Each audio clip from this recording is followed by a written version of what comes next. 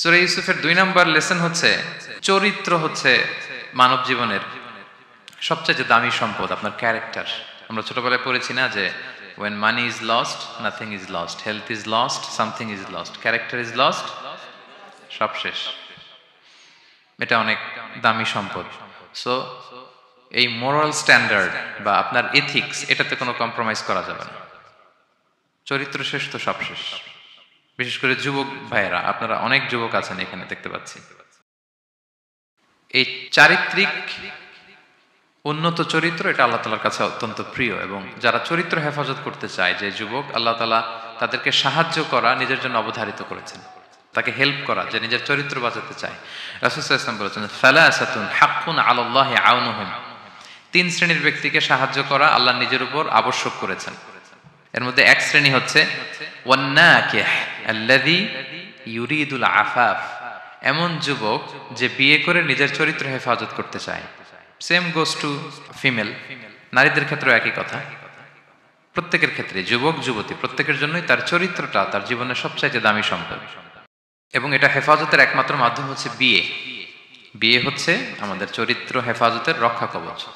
এবং রাসূল সাল্লাল্লাহু আলাইহি ওয়াসাল্লাম যুবক যুবতীদেরকে উদ্দেশ্য করে বলেছেন যে ইয়া মাআশারা শাবাব, হে যুবক যুবতীরা, মান ইসতাতা মিনকুমুল বাআতা ফালিয়াতাযাওয়াজ, তোমাদের যাদের সক্ষমতা আছে তোমরা বিয়ে করে ফেলো। টাইমলি ম্যারেজ আমরা সব সময় বলি, সময় মতো করতে হবে। ফাইন্নাহু আগাদ্দু লিল বাসার, বিয়ে করলে দৃষ্টি সংযত হয়। ওয়া আহসানু লিল ফারাজ, প্রাইভেটস এটা হেফাজতে থাকে, লজ্জাস্থান। ওমান লাম ইয়াস্তাতি', যদি কারো সক্ষমতা না থাকে, ফাআলাইহি বিসসাওম, সে যেন রোজা পালন করে। ফাইন্নাহু লাহু বিজা, এটা তার জন্য ঢাল স্বরূপ। তাহলে অন টাইমে ম্যারেজের কথা রাসূল সাল্লাল্লাহু আলাইহি ওয়াসাল্লাম আমাদেরকে বলেছেন। এবং এই যৌবন, এটা কিন্তু একটা হিউজ এনার্জি। ইয়স, আপনাদের নামও তো দিয়েছেন কি Bangladeshi young business community Malaysia presents. তো আপনারা হচ্ছেন সবাই এখানে যুবক, তাগড়া যুবক।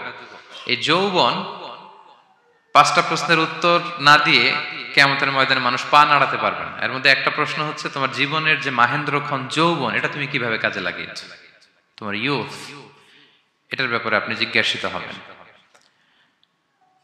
সো এই যৌবনটা, এটা আমাদের কাছে আমানত। এজন্য রাসূল সাল্লাল্লাহু আলাইহি ওয়াসাল্লাম অসংলগ্ন দৃষ্টিপাত করতে আমাদেরকে নিষেধ করেছেন, দৃষ্টি যাতে আমরা হেফাজত করি। এবং তিনি বলেছেন, 2টা অঙ্গের গ্যারান্টি যদি আমাকে কেউ দেয় যে এই 2 অঙ্গের পাপ কেউ করবে না, আমি নবী তাকে জান্নাতের গ্যারান্টি দেই। মাইয়াদমান লি মা বাইনা লিহিয়াইহি ওয়া মা বাইনা রিজলাইহি আদমান লাহুল জান্নাহ। 2 অঙ্গ কোনটা? 2 চোয়ালের মাঝখানে যেটা থাকে, মানে জিহ্বা, আর হচ্ছে 2 পায়ের মাঝখানে যেটা থাকে, মানুষের প্রাইভেট। এই 2 অর্গান, 2 অঙ্গের পাপ যদি কেউ করবে না বলে আমি নবীকে গ্যারান্টি দেয়, আমি নবী তাকে জান্নাতের গ্যারান্টি দেই। এই 2 অঙ্গ দিয়ে বেশি পাপ হয় মানুষের, খেয়াল করে দেখবেন, বেশি পাপ হয়।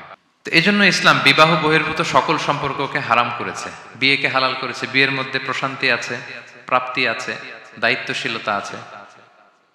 অনেকে বলে যে আমি লিভ টুগেদার করবো, এখানে ইসলামের এত সমস্যা কেন? আমি আমার সূরা নূরের একটা লাইভ সিরিজ করতেছি, ওখানে বিস্তারিত বলেছি যে এখানে অনেক সমস্যা আছে। আপনি এই বাংলাদেশের পার্সপেক্টিভে যদি বলি, ঢাকা মেডিকেলের ডাস্টবিনে প্রায় নবজাতক বাচ্চা পাওয়া যায়, পত্রিকায় আসে, হয় জীবিত নয় মৃত। তো ওই যে বাচ্চাটা যে আপনি প্রাণ নষ্ট করলেন, এই অধিকার কি আমার আছে? নাই। কারো প্রাণ হরণের অধিকার তো আমার নেই। আরে বাচ্চাটা যদি জীবিত থাকে, এবার তার লাইফটা দেখেন কিরকম, কত হ্যাসেল। তার কোনো হিস্ট্রি নাই, তার হিস্ট্রি ইজ মিসিং। তার বাবা নাই, তার মা নাই।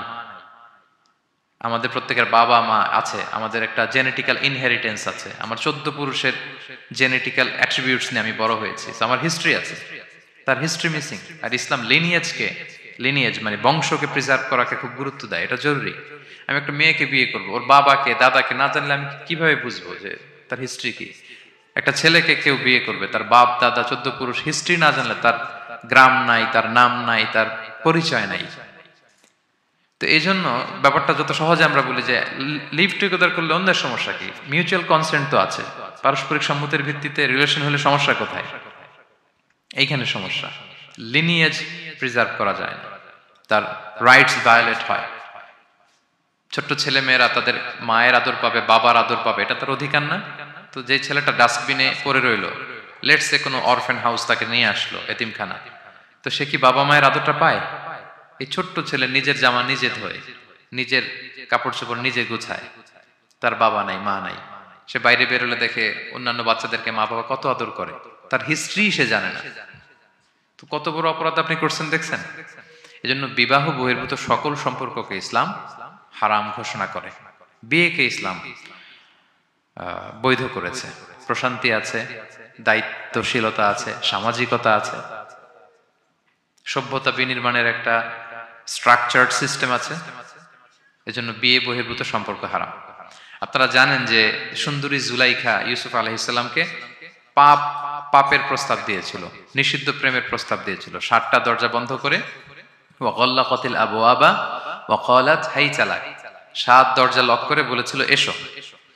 আর তখন ইউসুফ আলাইহিস সালাম যে শব্দটা উচ্চারণ করেছিলেন এটা গোটা বিশ্বের যুবকদের জন্য একটা মহৌষধ। তিনি বলেছিলেন মাআযাল্লাহ, যেটা আমরা বলে অভ্যস্ত, আমরা বলি নাউযু বিল্লাহ, সেম থিং, একই জিনিস। আল্লাহ আমি তোমার কাছে পানাহ চাই। এরকম ইনবক্সে যদি প্রস্তাব আসে, এরকম মেসেজ যদি আসে, পাপের কোনো হাতছানি যদি আসে, আমরা সাথে সাথে কি বলবো? মাআযাল্লাহ। কি বলবো? মাআযাল্লাহ, আল্লাহ এই পাপ থেকে আমি বাঁচতে চাই, আল্লাহ আমি পানাহ চাই। এবং পরে ইউসুফ আলাইহিস সালামকে সে বলেছিল তুমি যদি মেনে না নাও তোমাকে জেলে বন্দী করা হবে, জেলেই পাঠানো হবে। তিনি বলেছিলেন ক্বালা রাব্বিস সিজনু আহাব্বু ইলাইয়া মিম্মা ইয়াদউনানি ইলাই, আল্লাহ যে পাপের দিকে তারা আমায় ডাকে তার চেয়ে জেলখানা আমার জন্য ভালো। তিনি কারাবরণ করেছিলেন, চরিত্র হেফাজতের জন্য কারাবরণ করেছিলেন। তো এই যে বিশুদ্ধ চিত্ত, এই যে চারিত্রিক দৃঢ়তার আর্কিটাইপ, এই ইউসুফ আলাইহিস সালামের এই গল্প গোটা বিশ্বের সকল নওজওয়ানদের জন্য এটা প্রেরণার বাতিঘর, এটা আমাদের জন্য lesson. He is our icon. তো 2 নম্বর পয়েন্টটা ছিল চরিত্র আমাদের জীবনের সবচেয়ে দামি সম্পদ। প্রিয় ভাই এবং বোনেরা, আমরা সব ছাড়লেও আমাদের চরিত্র যেন আমরা নষ্ট না করি। এই পয়েন্টটা ক্লিয়ার সবার কাছে? আচ্ছা।